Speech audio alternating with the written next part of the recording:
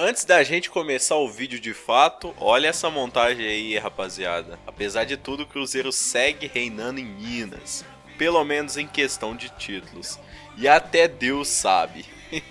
Admar Oliveira, que é comentarista dos times mineiros na Rádio Super, comentou sobre a situação do treinador Felipe Conceição e falou o óbvio, né, rapaziada? Ele tá enganando o torcedor e não quer responder o que de fato os jornalistas perguntam durante a coletiva. Eu vou colocar o vídeo completinho pra vocês. Antes disso, dá aquela moral de sempre pro CDD. Deixa nos comentários a sua opinião, seu feedback é muito importante. Deixa seu like no vídeo, deixa sua curtida aí porque é muito importante. Isso ajuda e muito a engajar o vídeo. Compartilhe o vídeo com seus amigos, nos grupos de WhatsApp, grupo de Facebook, lá no grupo do Telegram do canal, se você quiser entrar, link na descrição, é gratuito. E o mais importante, se inscreve aqui no canal, clica aí no botão vermelho abaixo e ativa o sininho de notificações para sempre que tiver um vídeo novo, você ser avisado. Mas o assunto pra gente passar a régua, fechar o primeiro bloco do Cruzeiro aqui no Super FC, primeira edição de Admar Oliveira. Decisão pro Cruzeiro, decisão pro time, amanhã. Depois, sábado, jogo com o Goiás, que passou de 4:30 da tarde para as 9 da noite. Duas decisões, hein? E nesse meio de tudo, o técnico Felipe Conceição, para muitos, se não classificar na Copa do Brasil, se não for vitorioso diante do Goiás, não conquistar a primeira vitória com o Cruzeiro, muitos apostando até em mudança de comando técnico. Então, o melhor é esperar. Mas treinador vive de resultado, hein, Admar Oliveira? E esse questionamento ao Felipe já vem acontecendo há muito tempo, né, Arthur? Nas entrevistas, na forma como ele encara, e normalmente ele tem uma situação que a mim irrita muito, que é o fato dele poucas vezes conseguir ver o mesmo jogo que todo mundo vê, né? As afirmações dele depois do jogo, a forma como ele conclui, né? Não tem nada a ver com o que a gente viu no jogo, né? E na minha opinião, essa transparência, e que faz parte dos maiores treinadores do Brasil e do mundo, de chegar e falar: errei, substituí mal, o time não foi bem, o Cruzeiro não pode ser isso. Parece que ele tá lá assim, ó, ok, é você, vai ficar e acabou, você pode falar o que você quiser. Não existe isso, não existe isso. O Cruzeiro não pode se acostumar a ser uma instituição abaixo do que ele significa, pela grandeza que ele tem, pelos títulos que ele conquistou, pela história que ele fez, sabe? E eu acho que isso me irrita profundamente, e irrita o torcedor também. O torcedor quer ouvir a verdade, até porque se ele não falar a verdade do que está acontecendo, dificilmente vai haver esse perdão, entre aspas, quando realmente acontecer uma situação de uma queda, de uma saída de uma competição. Ele não tem como, porque ele nem transparente com a torcida e com a imprensa ele é, sabe? E outra coisa, treinador tem tamanho. Ele não tem o tamanho ainda de um treinador de ponta. Tem muito caminho a percorrer. Eu vou deixar aqui para vocês agora uma reflexão antes da próxima notícia. O zagueiro Dedé colocou o Cruzeiro na justiça no começo do ano, né, rapaziada? Todo mundo sabe. Ele tá há mais de 2 anos sem jogar. E agora ele está se oferecendo completamente para jogar no Vasco, eu tenho certeza.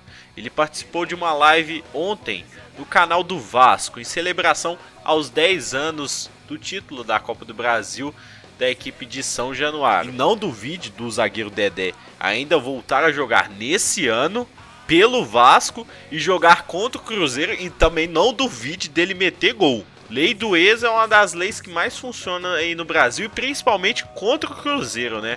Até no Wikipedia o cara já tá no Vasco, apesar dele não ter falado isso na live e em outro portal oficialmente. O Cruzeiro foi sentenciado em R$ 1.592.034,67, juntando custas processuais na reclamação trabalhista do atacante Ezequiel, que jogou pelo Cruzeiro em 2019, fazendo 14 jogos quando ele estava por empréstimo. A sentença havia sido proferida no dia 26 de maio, mas estava sob sigilo judicial para que houvesse a liquidação dos valores. Nessa última terça-feira, o sigilo foi retirado e um despacho foi proferido pelo juiz Marcos Vinícius Barroso, que proferiu a condenação de R$ 1.566.300,39, mais 25 mil aproximadamente em custas processuais. 1 milhão do atacante Ezequiel, jogador aí que a maioria nem lembra que jogou pelo Cruzeiro. Nem lembra, rapaziada. A maioria nem lembra. Passou aqui, não foi nem 6 meses, rapaziada. Meu Deus. E ele, se não me engano, veio com o aval do treinador Rogério Ceni, né? Na época, se não me engano. O conselheiro nato do Cruzeiro, Alexandre Francisco Lemos, acabou vendo seus pedidos negados na Justiça do Trabalho em ação contra o Cruzeiro, por causa dos próprios argumentos expostos por sua defesa em outro processo, em que ele questionava a exclusão do Conselho Deliberativo do Cruzeiro. Lemos acionou o Cruzeiro ano passado na Justiça do Trabalho, pedindo o reconhecimento do vínculo empregatício no período de 1º de julho de 2000 até 27 de março de 2021, na função de engenheiro, e a partir de 30 de abril de 2018, como diretor de obras e patrimônio. Um período de trabalho de 21 anos, rapaziada. Maior em tempo do que esse que vos fala, hein, rapaziada. Eu tenho só 20 anos. 21 anos trabalhando pelo Cruzeiro. E agora o cara me aciona o time na justiça. Deixa nos comentários a sua opinião. Não se esquece de curtir o vídeo e de se inscrever aqui no canal. E o ex-diretor de futebol do Cruzeiro, Bruno Vicenti, best friend aí do nosso querido presidente do Cruzeiro, Sérgio Santos Rodrigues, só que não, tem feito várias caixinhas de pergunta aí no Instagram e tá respondendo várias perguntas aí de torcedores do Cruzeiro. Ele falou sobre a atual situação financeira do Cruzeiro, se tem jeito ou não. E eu quero ver a opinião de vocês aí nos comentários. Não se esquece de curtir o vídeo e se inscrever aqui no canal. A juazeirense rival do Cruzeiro hoje foi fundada em 2006 e tem conseguido feitos importantes nessa Copa do Brasil, tanto que eliminou o Sport, né? Foi daquele jeito, mas eliminou, né, rapaziada? Nos últimos 50 jogos como mandante, a juazeirense perdeu apenas 5. O levantamento envolve todos os jogos da equipe em casa, em 2018, 19, 20 e 21, além dos 5 últimos jogos de 2017. Nesse período que eu falei agora para vocês, a juazeirense venceu 27 partidas e empatou outras 18. Em pontos, o aproveitamento corresponde a 66% dos 150 que estiveram em jogos nesses duelos. Lembrando que algumas das partidas foram em competições mata-mata. E é nessa quarta-feira que o projeto de lei 5516 de 2019 será uma das pautas que entrarão em votação no Senado Federal. O marco legal do Clube Empresa foi o que mais avançou nas discussões do Legislativo, ao propor a regulamentação da criação da Sociedade Anônima do Futebol, SAF, com mecanismos específicos para o esporte e que sejam atrativos tanto para clubes quanto para investidores em potencial. Mas afinal, rapaziada, o que é clube empresa? Como funciona e como o Cruzeiro pode se beneficiar com isso? Eu vou colocar um vídeo aí do Pedro Paulo, que é deputado, explicando para vocês o projeto e como os clubes poderão optar por deixar de ser associação e virar empresa, com vantagens tributárias e renegociação de dívidas. Antes de eu colocar esse vídeo completinho para vocês, dá aquela força pro CDD, deixa nos comentários se você apoia o Cruzeiro SA. Quero ver aí quanta gente quer o Cruzeiro SAF. Deixa seu like aí, quanto mais likes, mais pessoas vão querer o Cruzeiro SAF. Não se esquece de compartilhar esse vídeo com seus amigos e de se inscrever aqui no canal. Olá! A Câmara aprovou um projeto que prevê a criação do Clube Empresa. Assim, os clubes de futebol poderão optar por deixar de ser associação e virar uma empresa, com vantagens tributárias e de renegociação de dívidas. Nós vamos saber como que esses clubes de futebol vão poder se organizar com o relator da proposta, deputado Pedro Paulo, do DEM do Rio de Janeiro. Bem-vindo, deputado Pedro Paulo. Muito obrigado. Prazer estar de novo aqui no Palavra Aberta. Bom, deputado, eu queria que o senhor explicasse para a gente como é que vai ser essa transformação e também falasse sobre o endividamento dos clubes, que eu acho que esse que é o grande problema, não é isso? Olha, Regina, em primeiro lugar, é optativo. Clube que quiser se manter como uma associação civil sem fins lucrativos, ele vai permanecer dessa forma. Por exemplo, Flamengo. O Flamengo já se manifestou publicamente que não deseja migrar para o formato empresarial. Mas clubes que têm o desejo de montar uma estrutura empresarial profissional, que possa atrair investimento, que possa ter regras de governança, de transparência e que sejam organizações que possam gerir lucro como uma empresa normal, tenham essa opção. E quais são esses incentivos? Um regime tributário simplificado, que é um pouco maior do que da associação civil, mas bem menor do que uma sociedade empresária tradicional. Seria o simples para os clubes de futebol, né? Seria 5% sobre a receita total, além do que já paga hoje o clube associação civil. Isso é bem menor do que uma sociedade empresária. A segunda questão é atacar o endividamento. Tem uma particularidade do futebol brasileiro que é um super endividamento. Quando a gente olha times no mundo que estão dando certo do ponto de vista esportivo e financeiro, a dívida é muito baixa, né? Tem um ranking conhecido da Forbes, que eles publicaram em maio, os 20 principais clubes, metade tem dívida zero.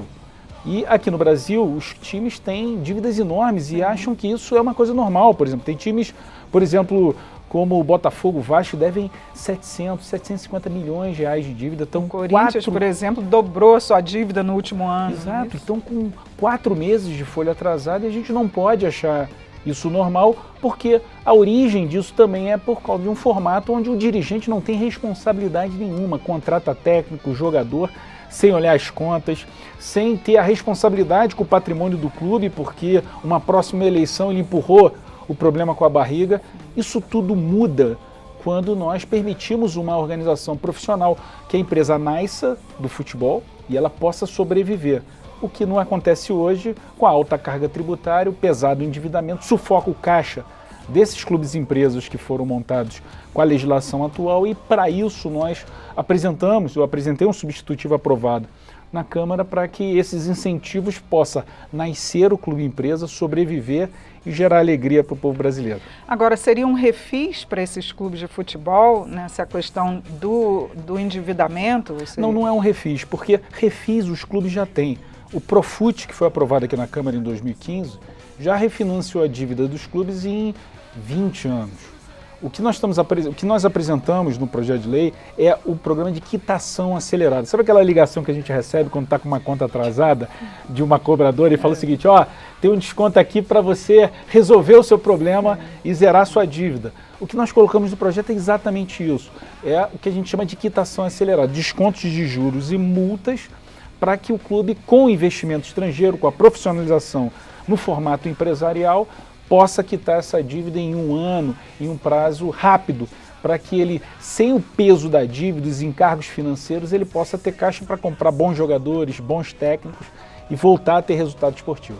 Agora, como é que foi a receptividade desses clubes? Já que o senhor disse que o próprio Flamengo, que aliás já até saneou suas dívidas, né, não quer aderir, não quer se transformar numa empresa. Os outros clubes, qual a receptividade que eles tiveram? Olha, esse processo foi um processo de quase 5 meses de discussão com clubes, com profissionais que vivem o dia a dia do futebol, com a justiça também, para tratar essa questão do endividamento.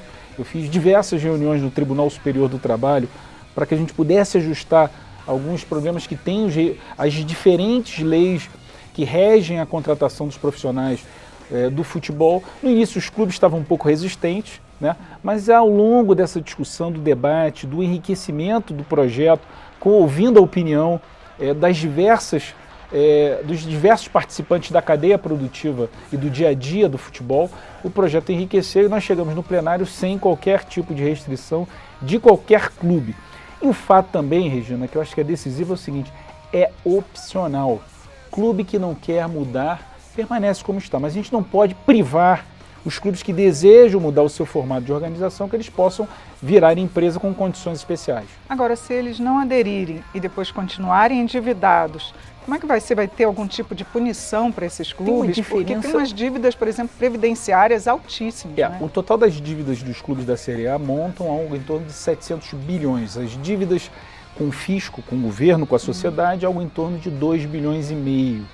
Tá? Então, a punição é a melhor de todas, é o patrimônio. Porque hoje a dívida do clube não tem dono, né? Não tem dono. Dívida do clube vai passando de dirigente para dirigente, ninguém é penalizado. Quando vai para o universo da empresa, o acionista paga com o bolso. Essa é uma diferença muito importante, porque se ele não pagar, ele vai falir. E falir pode não ser ruim. Claro que a gente não deseja que os clubes entrem em falência, mas aquela possibilidade de se saber que pode falir é um incentivo para que se organize as contas, que se preste contas. Para atrair o investimento, vai vir todo um critério de cobrança desse investidor para que ele seja rigoroso com o pagamento das dívidas, com a folha de pagamento do clube e que possa também gerar resultados nos campeonatos que participe.